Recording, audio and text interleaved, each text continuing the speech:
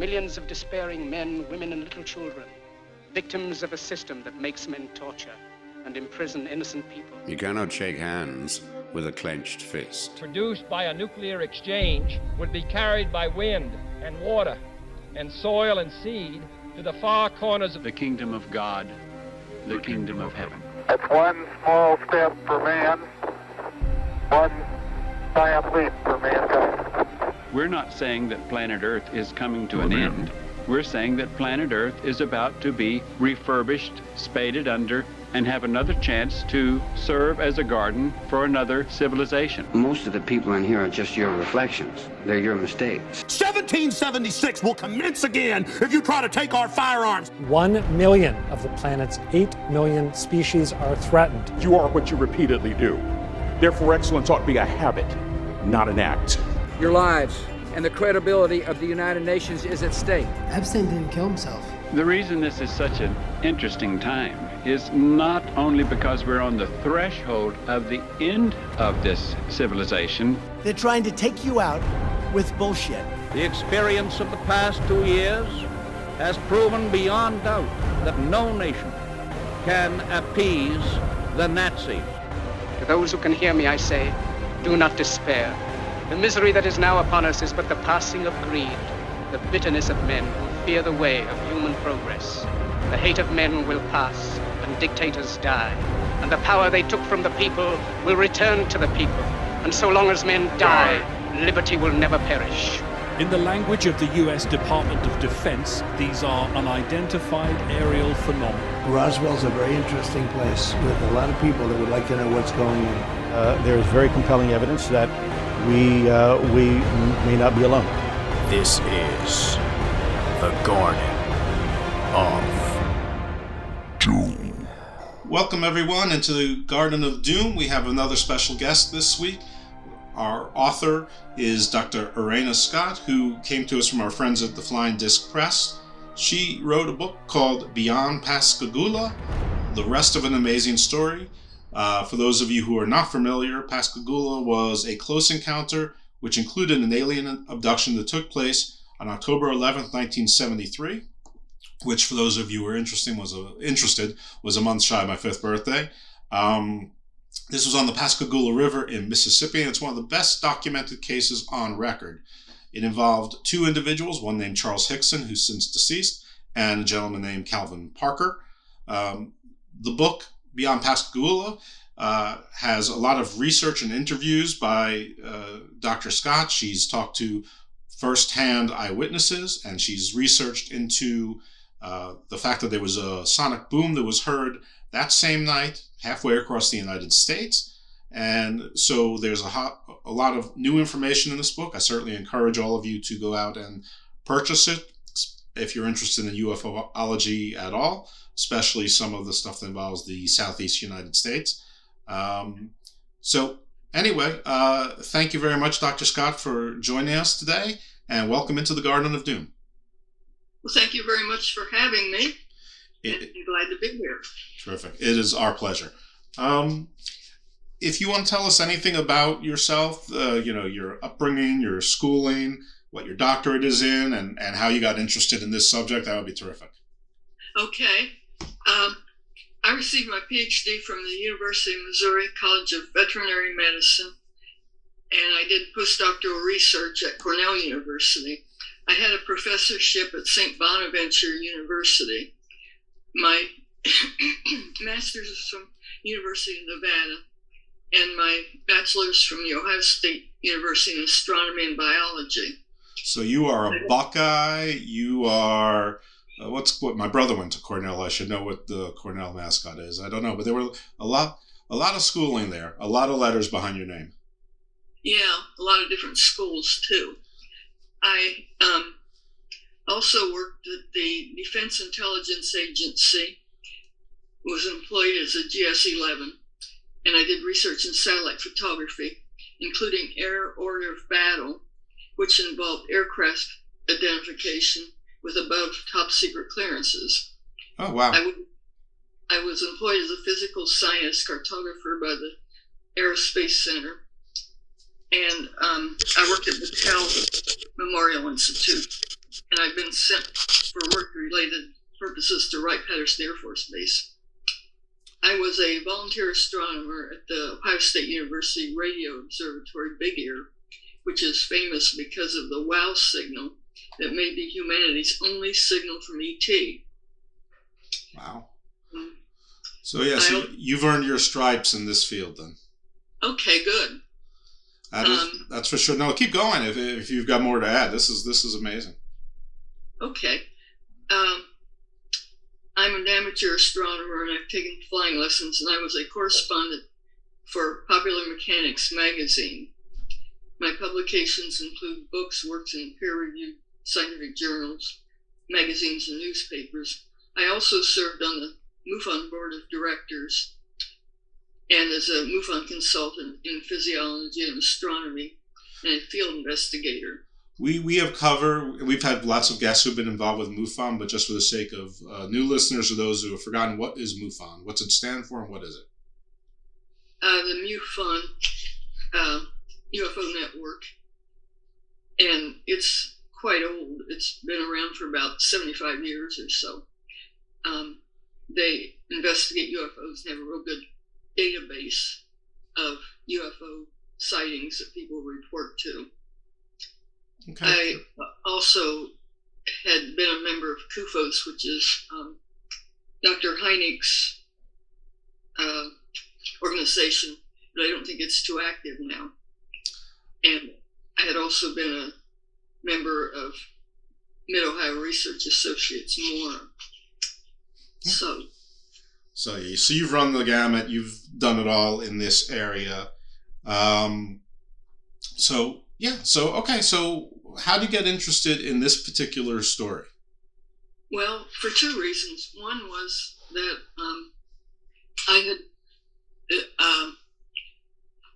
Calvin Parker, one of the abductees, had published his book with Flying Disc Press and Philip Mantle, and I had published 4 UFO books now with the same publisher. He's from the southern part of the United States and they have a pretty strong accent, and Philip Mantle's from England and they also have an accent. I, of course, don't have an accent. So he wanted somebody in the United States to interview people down there around Pascagoula, other witnesses and that sort of thing. And I was able to do that and record with their permission. So that's one reason why I was in it. But another reason was the sound you mentioned.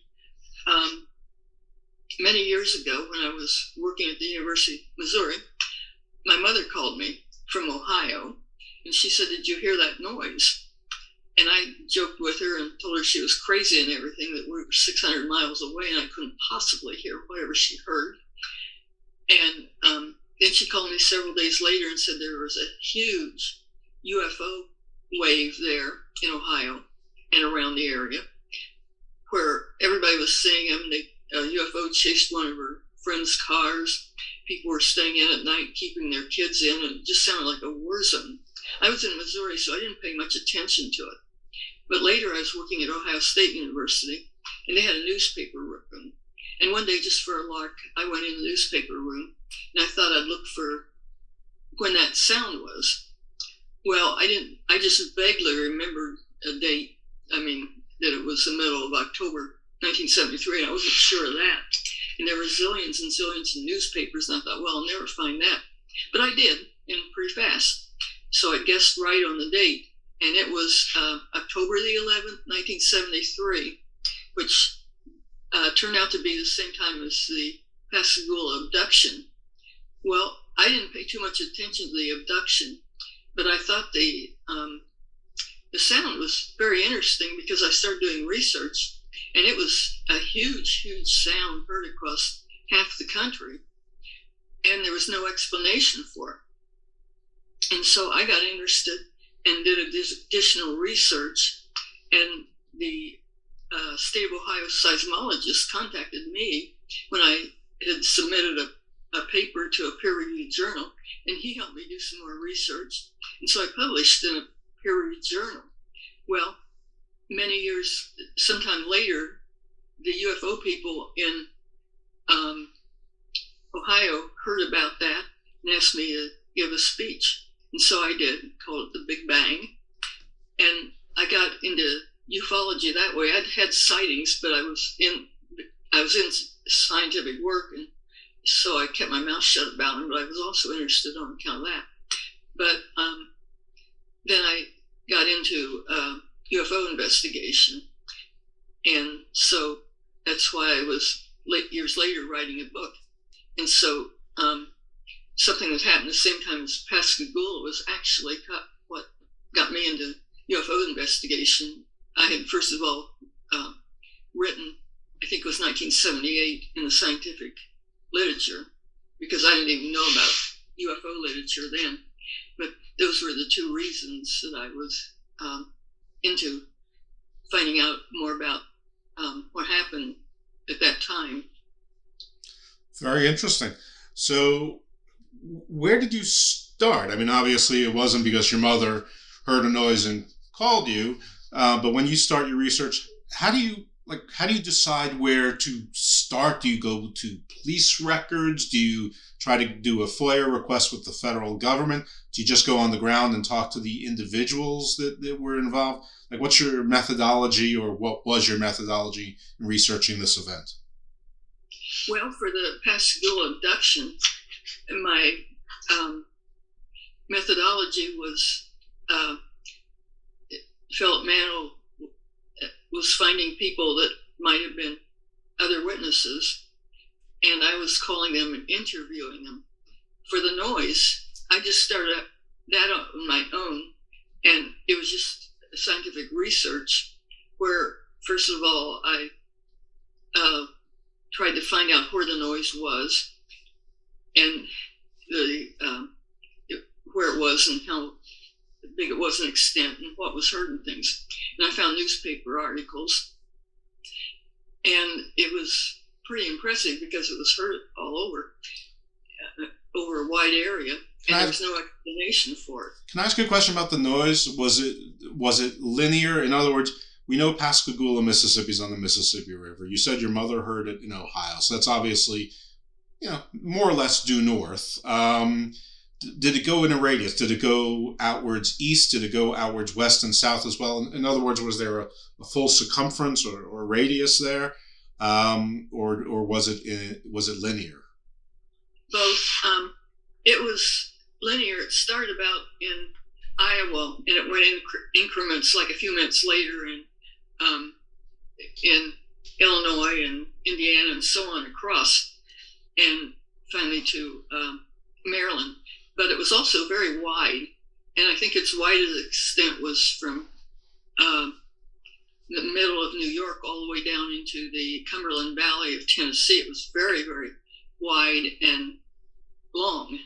Wow. Well, from Mississippi to, obviously it was moving, so I guess we don't know. Maybe you do. Maybe you tracked the time difference of the noises, were able to track the trajectory of the vehicle, and I'll just call it a vehicle, or I guess the nom du jour is UAP. Were you able to tell the radius? Were you able to track the trajectory and the path? And sort of the radius, was it like 500 miles, 300 miles, 1,000 miles? Well, it seemed to be going from west to east. It went, first of all, I just went by newspaper articles because I started research again just not too long ago. And it kind of started in Iowa. It was next reported kind of in the middle of Illinois, but it seemed to be very wide there. Then it was tracked across like Indianapolis, the middle of Indiana, and on both sides for some distance. Then in Ohio, and north and south quite a bit. And then as it got farther east, it seemed to even be wider, and it went almost to the coast. I just found, places where the newspapers reported it. Yeah, the reason I'm so focused on this is because when I grew up, the Concorde still existed. I mean, it was invented after I was born, and it's been discontinued for a long time now. But I was on where my house was on both the takeoff and landing pathway for JFK Airport. So the Concorde or Concordes coming by my home was actually commonplace. It was daily, sometimes multiple times a day. They would go to France, they'd go to Britain, whatever. And as a matter of fact, I think it was Air France and British Airways were the two carriers. Anyway, the reason I mention this is because we would hear the sonic booms, and it was, as you described, it was sort of, you'd hear a sonic boom, then a few seconds or minutes later you'd hear another, and then you'd hear another. It was sort of like a radar blip, and then there was silence, and then you hear another blip again. But if I spoke to, friends in New Jersey or in upstate New York or whatever, they didn't hear it. So obviously this was much more, the sound was stronger, but it sounds like maybe it was a speed of sound, a greater than speed of sound event, but with a much stronger boom. It was. And first of all, when I finally reported in scientific literature, well, first of all, I had the help of some scientists, and they seemed interested in it and wanted more information, looked for information, and helped me with it. But then later, I published in the MUFON Journal, which is a UFO magazine, and that's where I got a debunker. My debunker attributed it to an airplane. And then I kind of weakly debunked him because I didn't have a lot of information. But after that, NASA had published a lot more information on sonic booms. And so in my book, I debunked a whole lot. And one of the main reasons I debunked it was because he explained it as an SR-71. The Blackbird? Uh-huh. But the path of the SR-71 that he attributed it to was known. And the sound was quite a ways away from where the airplane was.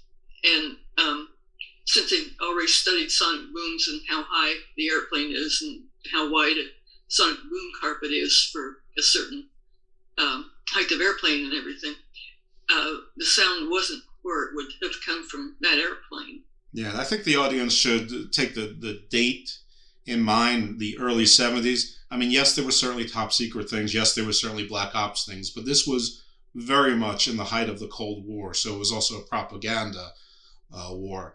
And, every time Chuck Yeager broke a record or flew a new vehicle, I think even John Glenn was doing them at times. But it was pretty well publicized. I mean, it was a lot like Sputnik to the moon race. I mean, you always wanted to up the Soviet Union.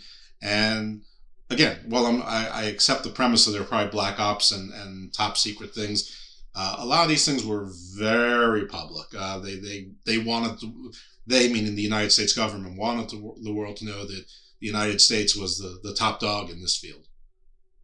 Yes, and the SR-71 was probably the only one that could go that far, that fast, and have a sound, but this was way beyond what would be attributed to an SR-71. Didn't the SR-71 also fly too high that you would hear the sonic booms down at ground level? Yeah, well, this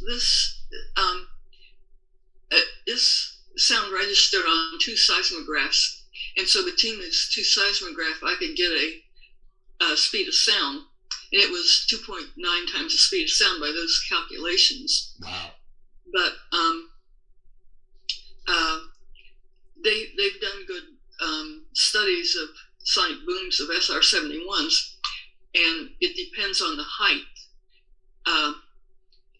The sonic boom carpet depends on the height.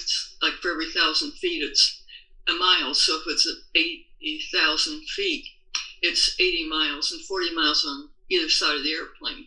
But the way to attenuate a sonic boom is to get higher. And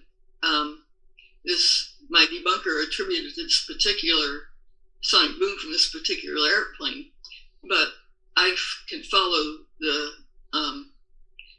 path of the airplane, and there weren't any reports of sonic booms. It was at 80,000 feet, which is so high that there's not too many air molecules, and it probably wouldn't register. This was a huge width, and I calculated that if this was about 500 miles, which is way longer than a sonic boom carpet of any SR-71, that the thing causing it might have been almost 50 miles high. Yeah, that's what I was trying to establish, that it was much bigger, wider, stronger than what we had seen before. So, yeah. Okay, excellent. Thank you for that, on that. And yeah, please continue. What made no sense at all was a sonic boom, because it was very wide, so whatever it was, you would think it was very high. However, it was also had enough overpressure that it registered with seismographs, but it broke windows, it shattered windows across 3 states, and people thought there was just immediate, they ran out of their houses and things over a whole wide area, and fire departments made runs and everything else. So it didn't make sense as a sonic boom, because if the airplane was high enough to be that wide, it wouldn't have that ground pressure, and so it made no sense at all, and nobody found anything to explain it, such as an airplane or a meteor or anything like that. And I had calculated the speed for meteors and things, and it wasn't that. And so it just they're called UAPs, unexplained aerial phenomena.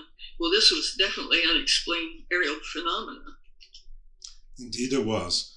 So yeah, so you tracked the path, and how did that bring you to Pascagoula? Because obviously it didn't, well, maybe not obviously. Did it start in Pascagoula? No, it was, Pascagoula is down by the Mississippi River, and this was up north some distance. It went through Ohio and things, which is some distance from Mississippi. But there was a flap through that area at the same time as the flap at the Pascagoula River, and you just don't know about UFOs. Maybe they could influence something a long ways away. There was a huge UFO wave with people seeing UFOs all over the place, and so it was a part of the UFO wave that happened. And 1973 may have been the most largest UFO wave ever. All right, so let's bring ourselves to Pascagoula, and I guess it's probably a good time to start on what happened. Well, what happened was that Charles Hickson and Calvin Parker were just 2 regular people who probably would have laughed at anybody said UFO to them. They were shipyard workers, and Hickson was about 45. He was an older man. Calvin Parker was around 19 and a teenager, and they were working for the shipyard. If they were in the shipyard, were they near the Delta? Were they near the Gulf of Mexico part of Mississippi then? Yeah, they were on the Pascagoula River, which dumps right there into the Gulf of Mexico. Okay, so yeah, right at the base of the Mississippi River and the Gulf. So okay, yeah, but it's when you said shipyard, yeah. Yeah, the Pascagoula, Mississippi would be farther west. The Pascagoula also empties into the Gulf, but it's farther east than the Mississippi River. But it's a big river too.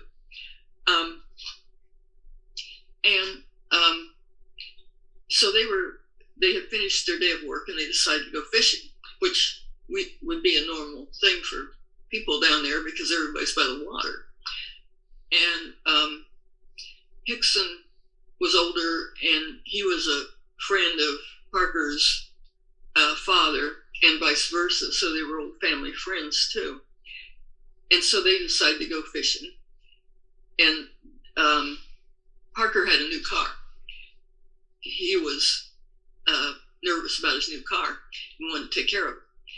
Well, they went fishing a couple of places and didn't get any fish. And so Hickson said, let's go to this other place. This other place was marked no trespassing or something. And Parker was pretty nervous because of his car. But Hickson said there won't be any problem. We won't get in trouble. He parks there all the time. And so they both went. They had to walk some distance and then go out the pier. And it was an old used pier, and there were junk around, where people dump junk and things. And so they started fishing. And then they saw a blue light. And at first they thought it was a policeman because of the no trespassing. And Parker said, told Hickson that he could go to jail instead of him because it was his idea to go fishing. And so anyway, they thought it was a police car, but it was a whole lot worse than that. This object came. It was about 2 feet off the ground, may have been 30 feet long. And it wasn't a policeman, it was a UFO. And what happened next was it seemed to open with a real bright light inside.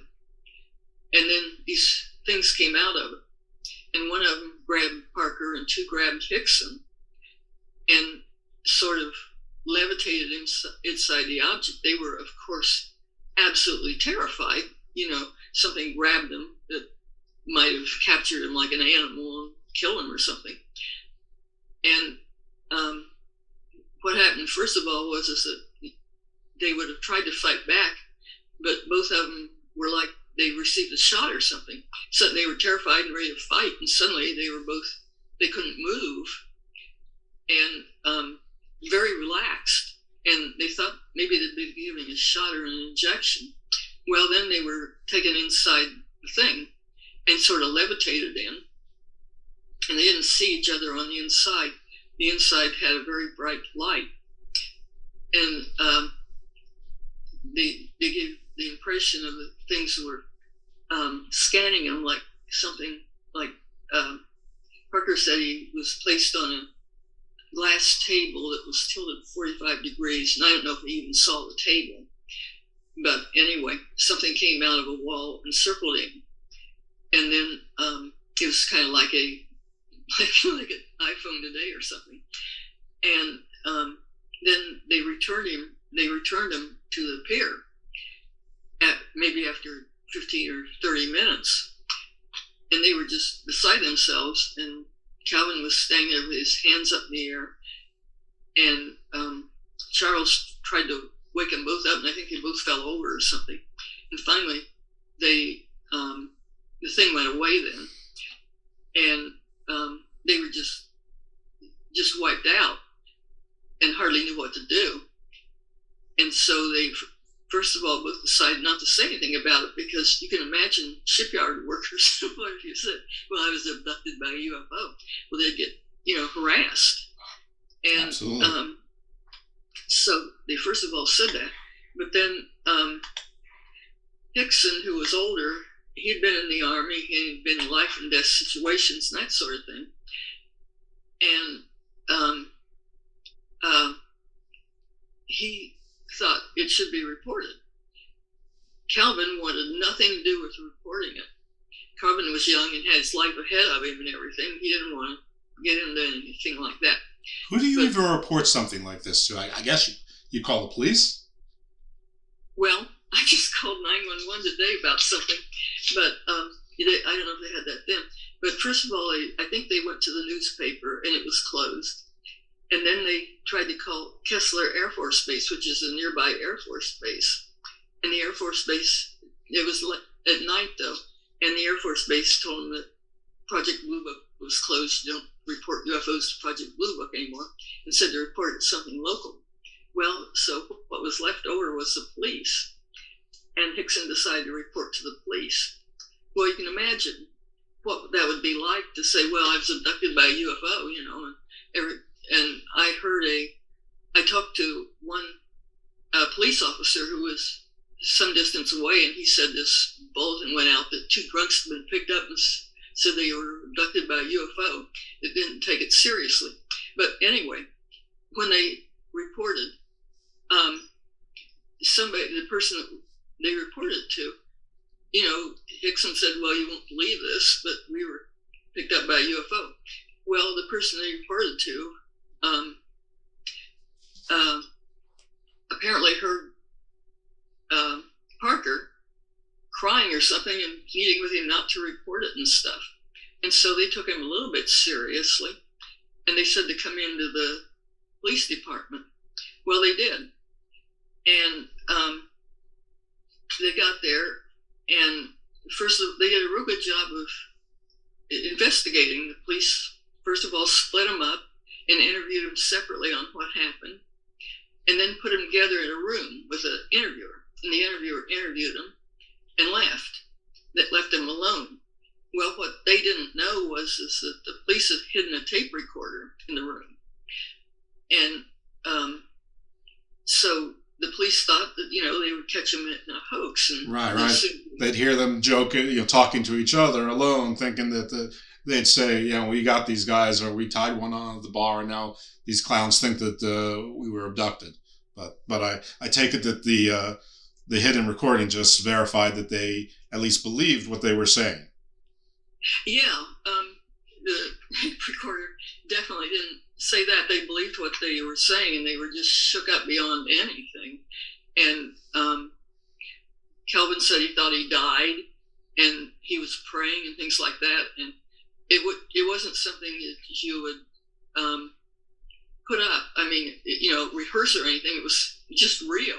That they were both in shock about it and terrified. And so the secret recordings on the internet. I don't remember the URL or anything right now, but you could tell it was sincere and real. So you've heard these for yourself? Yeah. Okay, great. Can I ask you a question? How long in Earth time did the abduction last? I had the feeling it was between maybe 15 to 30 minutes, but I'm not sure.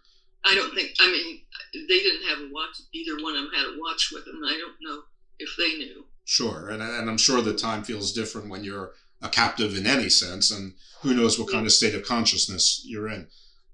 Were they able to describe their abductors at all? I mean, we all know that there's the grays, there's short grays, there's the tall whites, there's the reptilians, there's little green men, there's more humanoid. Was there any sort of description as to did they see their captors? Yeah, they saw them, and what they described is different from what anybody else has ever described. I mean, like people say the aliens, and they say these are skinny little things, short things with big heads and big eyes and things like that. Mm-hmm. Well, these were totally different. These were things that were kind of porky. They were more or less mechanical. They were wrinkled all over, or sort of wrinkled. And on their head where you have, the projections of the nose and the ears, well, these had little things that looked like carrots sticking out of them. So they were just like a child's drawing of a person in a way. And are they sure those were the bodies, or maybe that was like a suit? Well, they couldn't tell. They thought things acted like they were mechanical, like, machines. And they couldn't tell about the skin or what the covering was. Okay. So they didn't know.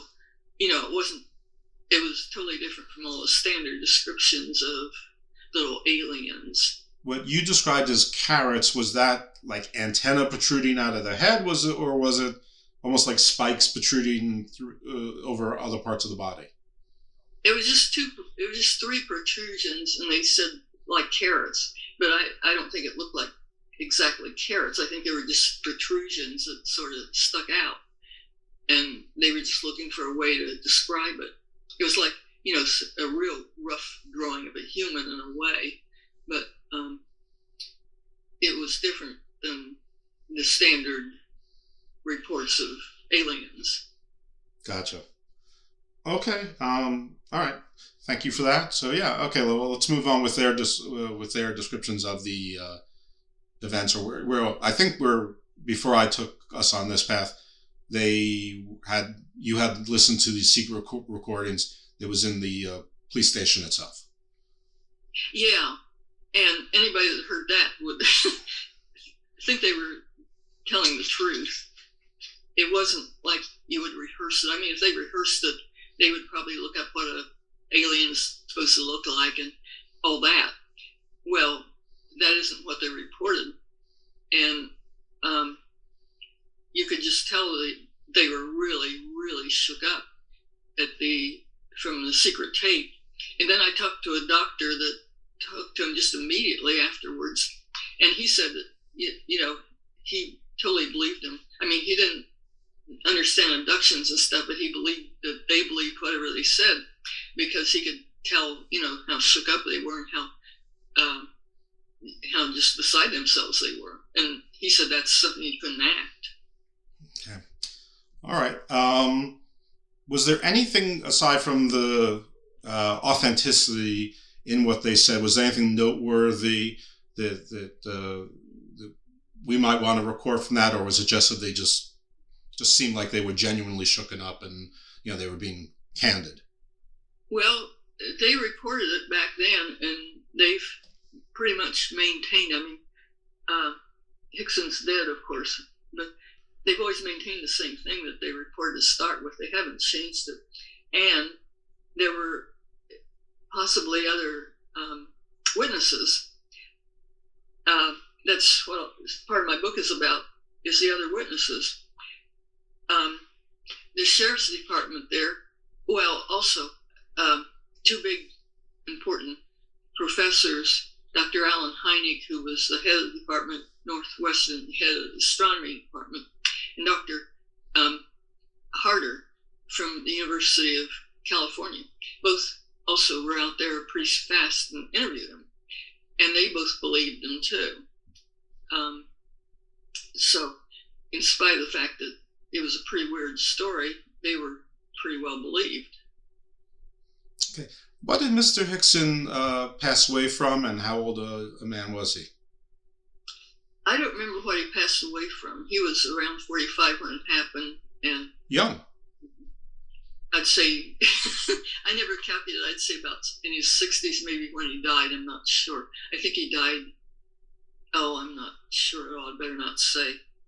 But he was about 45 when that happened. So if he died in the 60s, it was in the 90s. 60s, I mean, that was on the young side to die even in the 90s, but maybe not newsworthy in and of itself. I mean, I don't know if he smoked 3 packs a day or, what the case was. All right, so, well, and I'm sure this kind of shock in your mid-40s has some lingering effect on you that can't possibly be healthful is the word I'm trying to say.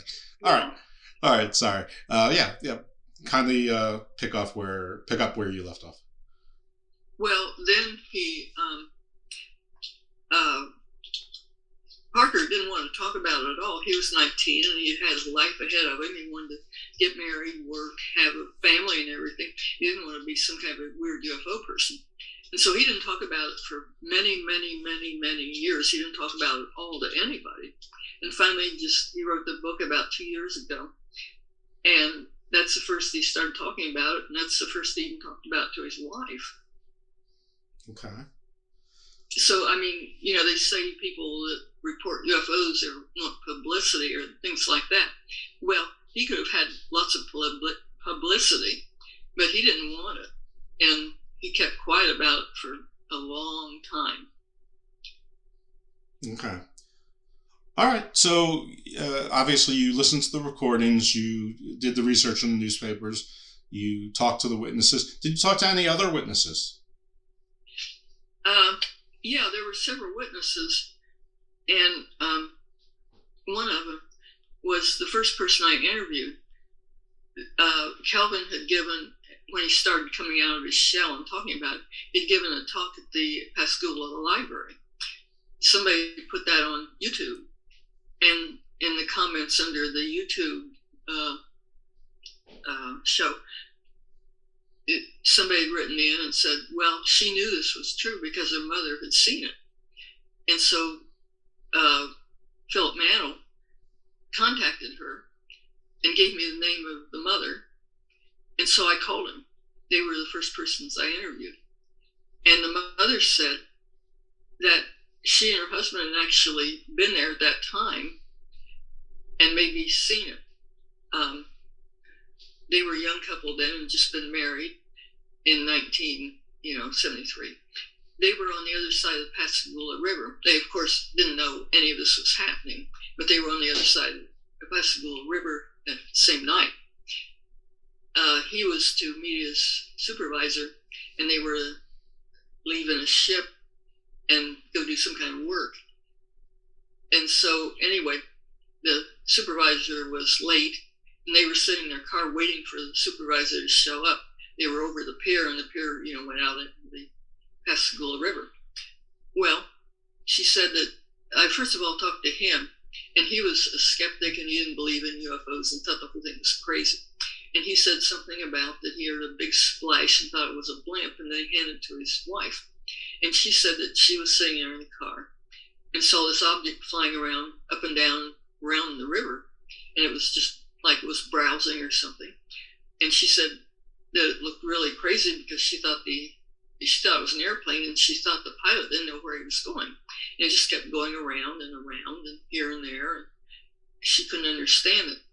Then her husband decided to take his clothes to the ship. And so they walked down the pier. He was ahead of her, and she said something came out of the water that looked just like a person right up beside her. And then it went back in the water, and it didn't seem to come up again for air. And she was just really emotional about this thing that came out of the water.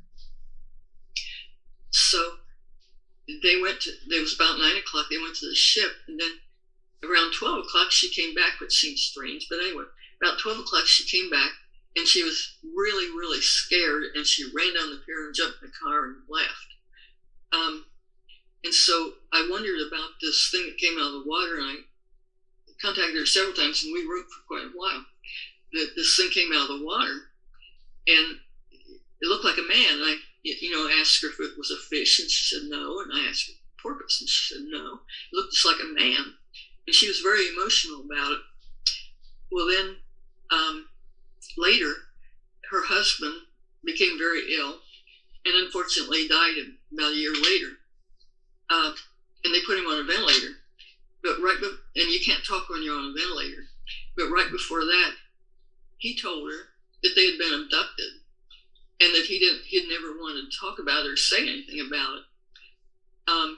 But he told her that they had been abducted at the same time, and that afterwards he remembered being aboard the thing. I mean, he'd been a skeptic this whole time, and finally he told her that he'd been aboard, he saw these beings, and afterwards he saw them swimming back across the Pascagoula River. Wait, he saw are these the aliens or the abductees? The aliens. Swimming? Yeah. Wow. Was there a physical description of them? Did it match what the gentleman said? Well, I didn't get a lot of detail. But anyway, you see, that night, they didn't know that the other people were over there. The next morning, they read about the abduction in the paper, and that was the same night. But she didn't remember being abducted, and he never talked about it until 2 years ago. And that was right before he got, before he was put on a ventilator. And so she was trying to find out more from him, but then he was on the ventilator and he couldn't talk. But before he went on the ventilator, they called Philip Mantle, and he told Philip Mantle that they had been abducted, but that he had never wanted to talk about it. And, finally he thought he was about to die, which was unfortunately true. And he decided to say something about it. I think at this point we need to just interject for a second and just let people know who Philip Mantle is. Philip Mantle is a researcher and an author, and he's also a publisher. So that's who he is for those of you who are curious as to the name. He publishes a lot of books. He's I believe he's the proprietor of Flying Disc Press. So he's actually the contact that brought Dr. Scott, as well as many of the other guests you've heard on UFOlogy and cryptids in the past, and hopefully going into the future. But that's who Philip Mantle is. He's a very well-known researcher and author in these fields. Yes, he's a very honest researcher. And so that was two people I knew about. That I also interviewed Calvin Parker's wife, and both of them said that neither of these men wanted to ever talk about it. And like Calvin didn't talk about it for about 50 years. In the same way for that woman's husband, that they were abducted, but they didn't want to talk about it, because of the harassment and everything. Okay, yeah, I believe it. Okay, so did they remember any of the experience when they were, I'm just going to say, on board? Was it sort of like we've heard before with probing and testing, and did they feel sort of like they were being dissected, or were they strapped down? Were they in some sort of force field? Were they in sort of like a containment unit? I mean, or did they just not? Was it not coherent enough a memory? I don't remember details whether she had any or not, and he didn't. He just told her in general, I think, and then he went on the respirator. He couldn't talk, and so she couldn't find out too much about it. What about themselves? Did they describe it at all later on, or in any other venue? She doesn't remember being on board, and she remembers somewhat of seeing into the object. No, I mean our primary gentleman, Mr. Hickson and Mr. Parker. Yeah, they remembered being on board and being scanned. How were they scanned? Or how did they describe it, and what would maybe us translate to the closest thing that we can think of, given our 21st century knowledge of medical technology, or what's been envisioned in science fiction or whatever. What is the closest version of their description to something that a listener could picture in their head? Well, you don't know if they were really scanned or not, if it was just some picture that was put in their minds. He said that he was put on a table at 45-degree angle, and this thing came out of the wall and circled him, and then went back in. And what I thought about that was that this was 1973, and it was kind of like they were doing a CAT scan, but like the CAT scan today, they put you in a gurney and put you in this big machine. And like what he was describing was like something done by, an iPhone or something. It seemed like it was way ahead of what our technology was. If, it was real or not some kind of a projection and they were putting in their minds or something. Okay. All right. So it's pretty clear their recollections were vivid, but not specific. Yeah. Well, they were kind of specific, but definitely vivid. But the one didn't want to talk about it for years. I see. He just wanted to keep it to himself. He wanted to keep a low profile. He didn't want to get harassed. Right. Well, it's also hard to live a normal life and hold a job when you're only known for one thing, and that one thing doesn't, pay your bills and put food on your table. Yeah, I think that's why, the men didn't want to talk about it. Yeah, I understand that. I mean, and this was before the time where you could, write a book or go on YouTube and get 100,000 followers and you could possibly monetize that. There weren't professional guests then. Yeah, well, they had to worry about getting jobs, and if you said, "Well, I was abducted by a UFO," you might be in considerable trouble getting a job or having a normal life.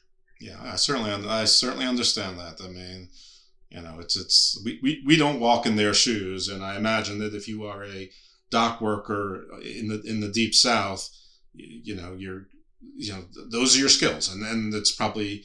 If you're not welcome there, where are you welcome? You probably have to invent some new identity and go to Galveston or Savannah or something. I don't know anything else about the background of these gentlemen, but yeah, it's hard to get a job if the world thinks of you as sort of a crank. Well, he tried to hide his identity for a long time, and Parker did. And then one day, just a few years ago, they went to a funeral, and he signed the book with his own name, which he hadn't done before. And people came up, and instead of harassing him, they were interested and, felt bad for him and things. And he was expecting to get harassed if he ever said anything about it. And people seemed interested now and concerned about him. And his wife said, well, it's time to come out of the closet and talk about it. And then Philip Mann also found out about him. And so two of them tried to convince Calvin to talk about it. And that's what resulted in his book. And he hadn't really talked to even his wife about it up until then.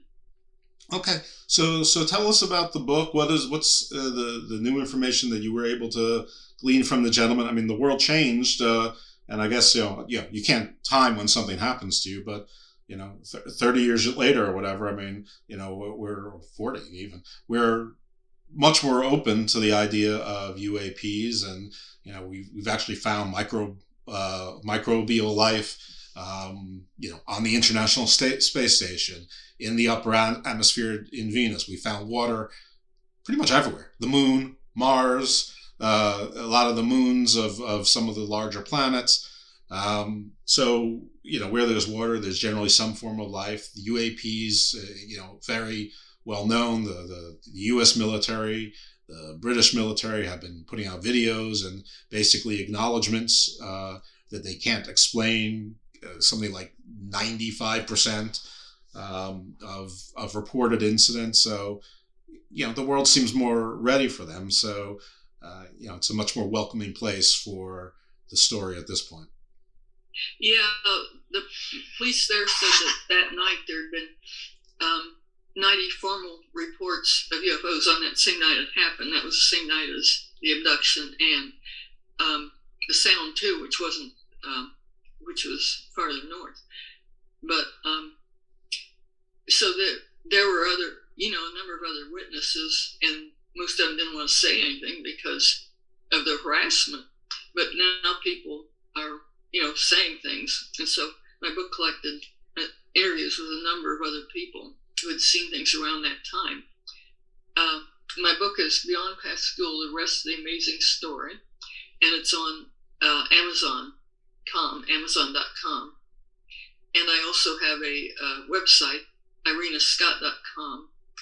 And I have the books listed, and you can just click on a book, and it immediately goes to Amazon.com where you can order it. Have you written any other books? Yeah, I've done 4 books. Yeah, I'm sorry, go ahead. UFOs Today. And this is about the cover-up, starting chronologically. I've also done one, the first one's UFOs Today, 70 Years of Lies, Misinformation, and Government Cover-Up. And I discussed the government cover-up. I also wrote one called Inside the Lightning Ball, and that was from my own experience. I had other witnesses. And then I recently published one called Sacred Corridors, Secrets Behind the Real Project Blue Book, Wright-Patterson Air Force Base, Roswell, Battelle Memorial, Memory Medal, Dr. J. Allen Hynek. And this was about that I used to work at Battelle. And I've also been on Wright-Patterson in the secured area. And this is about things I found out from various jobs, such as working at Battelle, where there was a UFO study, and the DIA, where they studied aircraft, and from being in a classified area at Wright-Patterson. Are you at any risk for writing about these things that you learned on top secret and restricted areas? I don't think so. Some things happened right after I was at Wright-Patterson, and I published pictures of the secured area. in the Ohio UFO Notebook, and I had a jet plane circle my house very low and very loud right afterwards, and I put it on YouTube. It was a P-38, and what's a P-38? It's a supersonic trainer. It's the one they used with the SR-71. It was practically the only supersonic trainer they had back then. And this thing just really buzzed my house and circled it. What's a trainer? Like a smaller version? Yeah, they used to use them in the Blue Angels.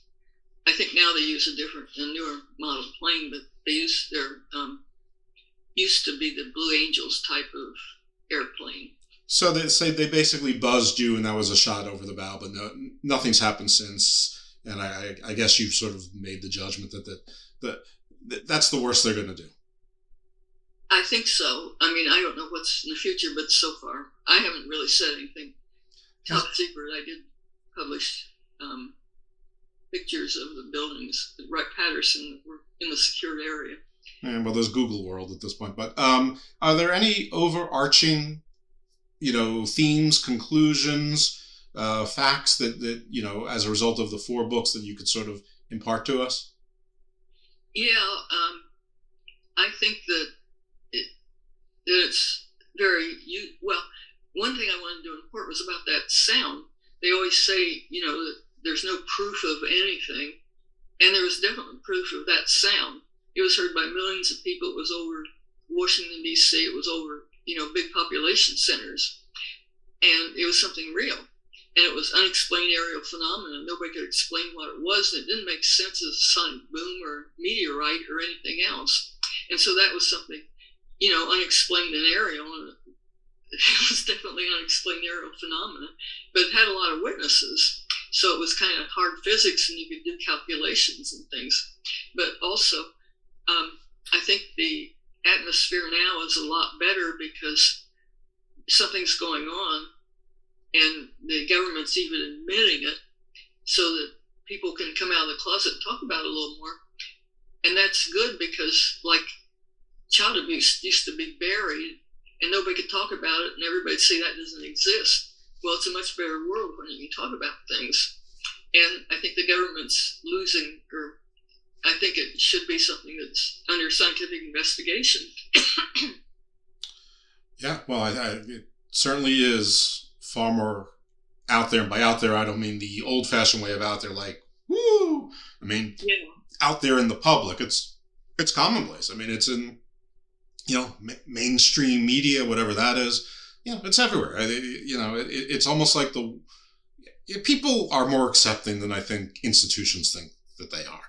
I think most people can, nobody conceive of the size of the universe, but, we can at least conceive that the numbers are really, really big. And the fact, the likelihood of our star, our solar system being the only place where one planet has life is mathematically extremely unlikely. It's like there'd be only one fish in all of the oceans.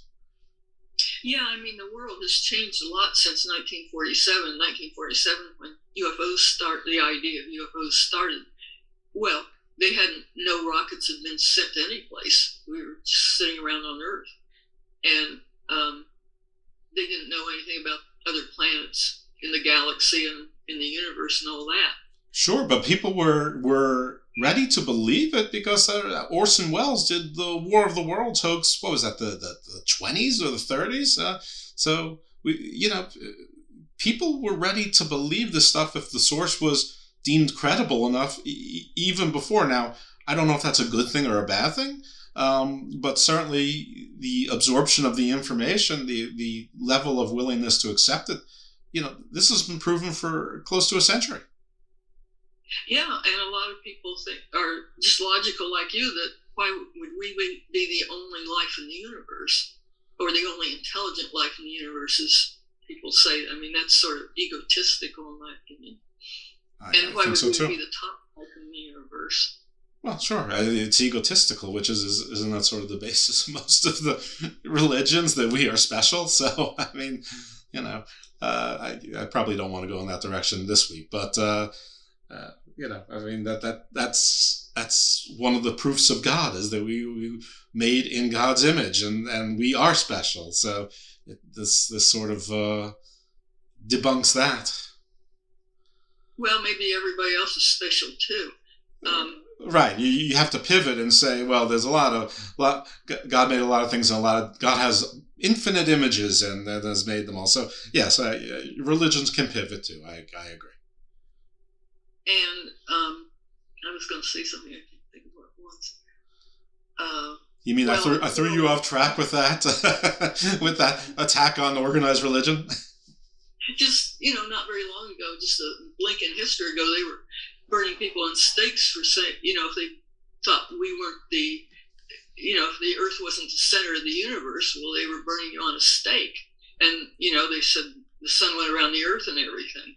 Well, we have a different perspective now. And I think that's the same thing, when we're thinking about, is there other life? Well, this is true. Listen, I always look through the door hole before I open up for the pizza delivery guy, just to make sure it's not the Men in Black, because I will not go quietly into that dark night. That's good. No, I'm kidding. I'm a probably a giant coward, and if they asked me to, I would renounce everything. So, what could I say? All right, back to the seriousness of your topic and your books. Is there anything else that you want to tell us about the book? Anything that we missed? Anything I didn't ask you about that I should have, that you want to share?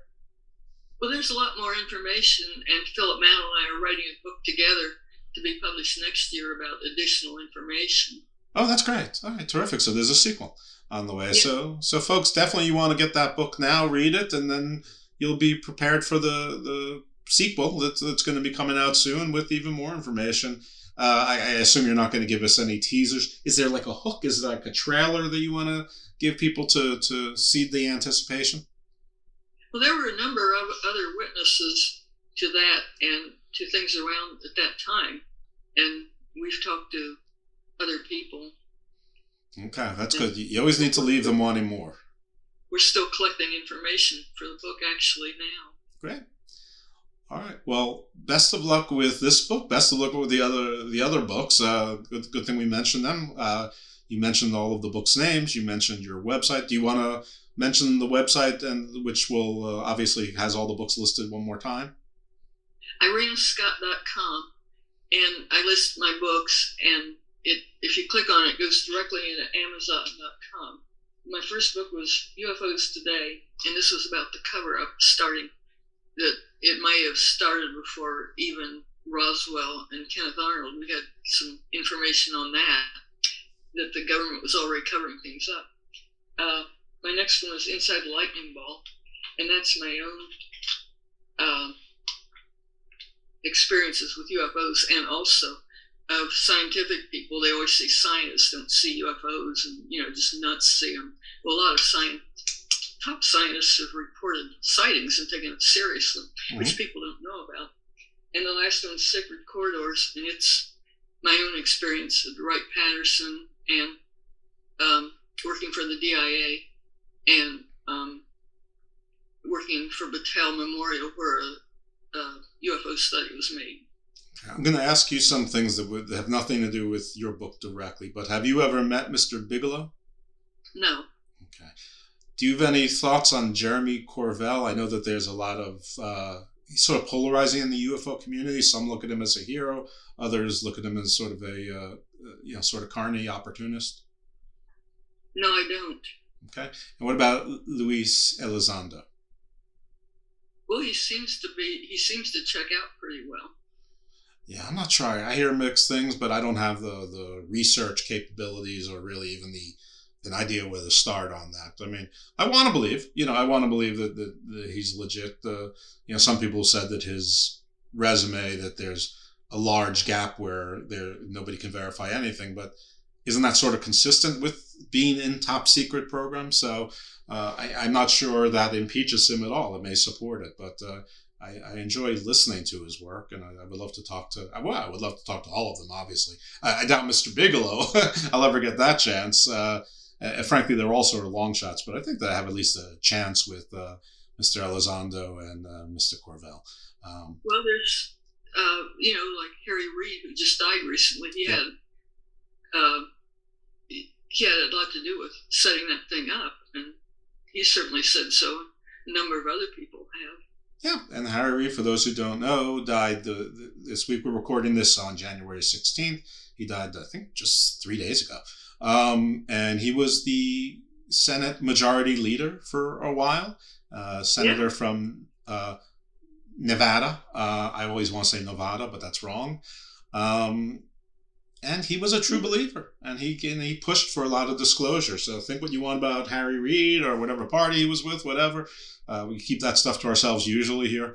But he was absolutely a true believer and a proponent for, up until, the time of his death. He was still on TV routinely talking about how his belief in these kinds of disclosures and in UAP. So, and rest in peace, Harry Reid.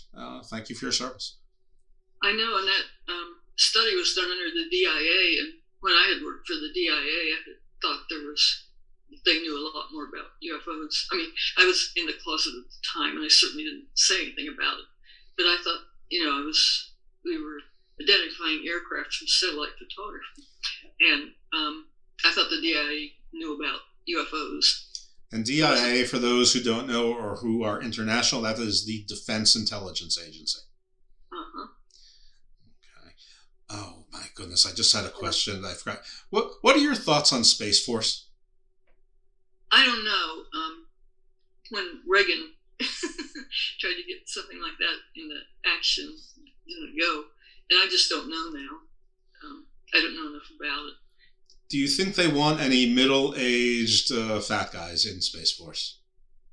Oh, they probably do. Okay, well, good. Can you write me a letter of reference? Well, since you look like George Clooney, yes, you said you did. Yeah, I'm like his doppelganger. Yeah. Yeah, it's exactly true. So yeah, well, thank you for that endorsement. All right, anything else that you want to tell the good folks? Well, I think the government's finally, Bigelow said on 60 Minutes something exists. The New York Times has it. 60 Minutes has it. And the government finally coughed up and said, yeah, something's there. And so things are a lot better. I wrote an article about disclosure in the MUFON Journal. It was published in July about the Battelle work. At that time, they had the Robertson panel, where they hired a whole bunch of famous top scientists convened to study UFOs. These were scientists in all kinds of fields, but not in the UFO field. And they fed them information, and the guys said, well, there's nothing to it. UFOs don't exist.